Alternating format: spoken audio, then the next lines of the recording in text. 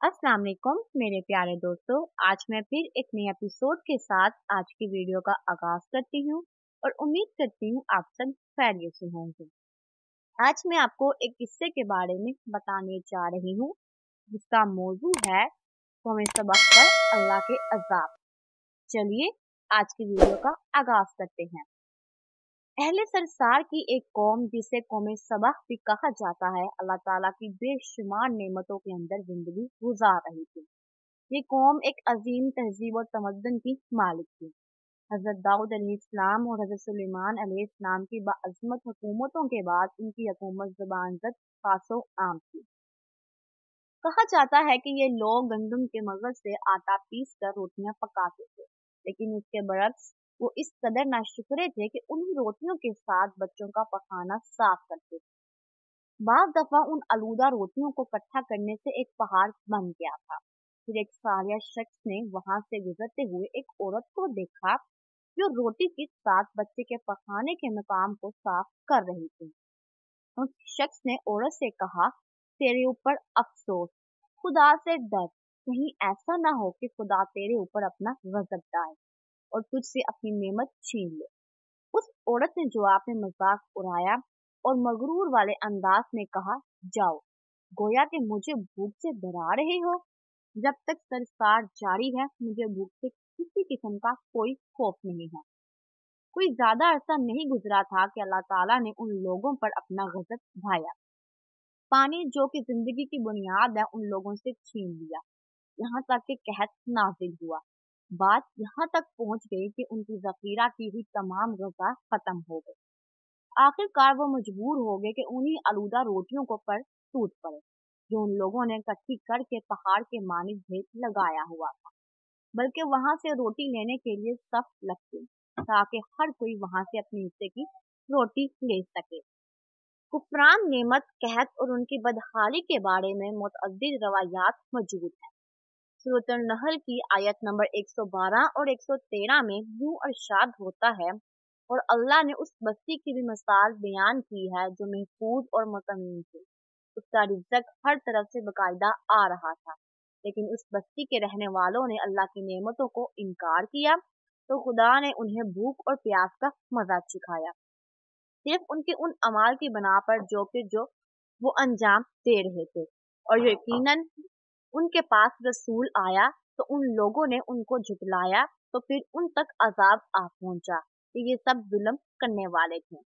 इसी कौमी सबाह के बारे में एक और वाकया बयान होता है कि उन लोगों ने अपनी ज़राअत को बेहतर तौर पर काश्त करने के लिए पानी जखीरा करने की खातिर बल्कि दो पहाड़ों के दरमियान एक बहुत बड़ा बंद और अभी तमीर किया हुआ था। सुराख और दूसरे पहाड़ों से गुजरा हुआ पानी इस बंद में आकर वाफिर मिकदार में जमा हो जाता था। कौम सबा ने इस पानी से सही तौर पर इस्तेफादा करते हुए वसी व अरीज और बहुत से खूबसूरत बागात लगाए और खेती बाड़ी को रौनक बख्शी। इन बागात के दरख्तों की शाखें इस कदर फलों से लदी हुई थीं कि कहते हैं कि अगर कोई शख्स सर पर टोकरी रख कर उनके नीचे से गुजरता तो फल खुद ब खुद टोकरी में गिरना शुरू हो जाते और कलील मुद्दत में टोकरी ताज़ा फलों से भर जाती। लेकिन नेमतों की कसरत ने उन्हें शुक्र करने की बजाय गाफिल कर दिया था, यहाँ तक कि उनके दरमियान बहुत बड़ा तरक्याती निज़ाम वजूद में आ चुका था। उनमें से साहिब इक़्तिदार लोगों ने कमजोरों और ज़ईफ़ों का खून चूसना शुरू कर रखा था, यहाँ तक कि उन लोगों ने खुदा से एक अहमकाना इल्तिमास किया जिसका जिक्र सूरत सबा की आयत नंबर 19 में मिलता है। उन्होंने कहा, खुदाया हमारे सफरों के दरमियान फासला ज्यादा कर दे। उन्होंने अल्लाह ताला से इल्तिमास इसलिए किया ताकि गरीबों, बेनवाह लोगों, उम्रा और सरवतमंद उनके हमरा सफर ना करें। उनकी ख्वाहिश ये थी कि आबादियों के दरमियान खुशकी हो और फासला बहुत ज्यादा हो ताकि कम आमदनी वाले लोग उनकी तरह सफर ना कर सकें। अल्लाह ताला ने इन मगरूर पेट के पुजारियों पर अपना गजब नाजिल किया। बाज़ रवायतों के मुताबिक इन मगरूर लोगों की आंखों से दूर सहराई चूहों ने नामी बंद की दीवारों पर हमला करके उन्हें अंदर से खोखला कर दिया। उधर से बारिशें ज्यादा हुई जिनकी वजह से सैलाब आ गया और उस बंद में पानी बहुत ज्यादा इकट्ठा हो गया। अचानक मन की दीवारें टूटी। उससे एक बहुत बड़ा सैलाब आया जिसमें तमाम देहात, आबादियां, माल मवेशी, बागात, खेतियां, उनके महल और घर पानी में गर्क होकर नाबूद हो गए। उनके बागात और ज़राअत में से सिर्फ बेरी के दरख्त और कुछ झाड़ियां बची थी। खुश अलहान परिंदे वहां से कूच कर गए थे, जबकि उल्लू और कौवों ने कौमे सबा के खंडरात में अपने घोंसले बना लिए थे। इस बात का जिक्र सूरत सबा की आयत नंबर 15 और 16 में मिलता है और आखिर में सूरत सबा की आयत नंबर 17 में कुरान करीम में इस वाक़े का यूं नतीजा निकाला है कि हमने उनकी नाशुक्री की सजा दी है और हम नाशुकरों के अलावा किसी को सजा नहीं देते। और न जाने हम लोग दिन में कितनी दफा अल्लाह ताला की नाशुक्री करते हैं।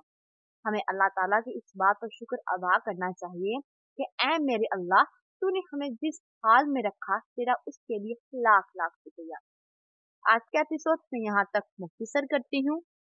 उम्मीद है आपको आज का टॉपिक पसंद आया होगा। इसी तरह हमारे चैनल के साथ रहने के लिए आपका बहुत बहुत शुक्रिया। हमारे चैनल को सब्सक्राइब कीजिए, शेयर कीजिए, कमेंट कीजिए। जज़ाकल्लाह। खुदा हाफिज।